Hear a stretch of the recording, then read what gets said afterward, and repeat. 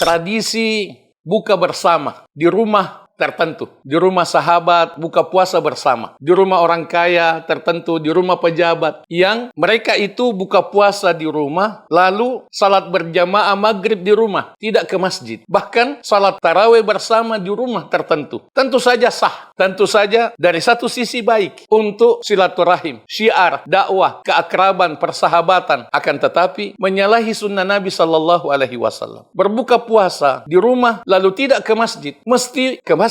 Walaupun buka puasanya di rumah, mesti ke masjid. Bukan salat di rumah, mesti ke masjid. Demikian juga dengan salat tarawih. Mengadakan salat tarawih di masjid, bukan salat tarawih di rumah. Ini penting untuk kita ingatkan, kita nasihatkan. Semoga Allah Subhanahu wa Ta'ala menuntun kita untuk semakin mencintai masjid. Makanya buka puasanya di masjid, bukan di rumah. Bawa hidangan buka puasanya di masjid. Sehingga hidangan buka puasa itu bukan hanya untuk orang-orang dekat kita saja, bukan untuk sahabat-sahabat kita saja, akan tetapi untuk semua jamaah masjid, untuk semua umat Islam, terbuka untuk semua. Ini yang penting untuk kita upayakan agar kita mengubah kebiasaan-kebiasaan yang masih kurang baik, kita ubah kepada yang lebih baik.